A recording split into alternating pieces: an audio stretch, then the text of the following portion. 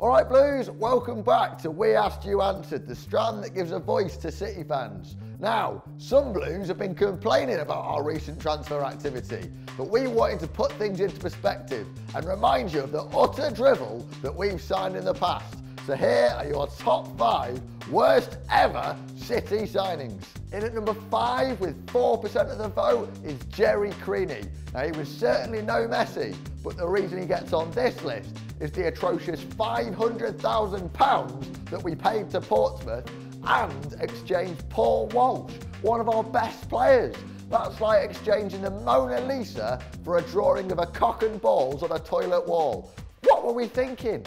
At number 4 is a player City paid £3 million for. That might sound like peanuts, but back in 1997, Bradbury was City's club record signing, and he made an instant impact in his first season, becoming an integral part of City's relegation winning side. Cheers, Lee! At number 3 is a bloke called Matthias Fuoso, who apparently played for City. Although you wouldn't know it, Keegan paid £3.5 million for this guy, and he didn't play a single game. Not one single game. At number 2 is Roque Santa Cruz. Mark Hughes paid £17.5 million for the Paraguayan, and he scored just 3 league goals. That's £6 million a goal. A player whose City career was pants, but also ravaged by injury, meant he was nicknamed Crocky Santa Cruz. A massive waste of money.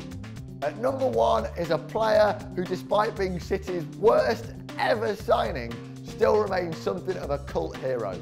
Joe takes 34% of the vote. A player who City fans were delighted to see leave the club and were then astonished when he turned up for Brazil at the World Cup as a starter. Finally proof that Scolari has gone completely mental. Joe looks nailed on to succeed. He scored 44 goals in 77 games for Moscow. How could it go wrong? Well, it did. And Joe joins a long list of Brazilians who just can't hack it in the Premier League. Joe is City's worst ever signing. Is Joe the worst signing in Premier League history? Let us know in the comments below. And head over to our Facebook page to get involved with next week's poll and get your voice heard on Blue Moon Rising TV. This is Ricky the Hitman Hatton. Subscribe to Blue Moon Rising TV for a knockout time.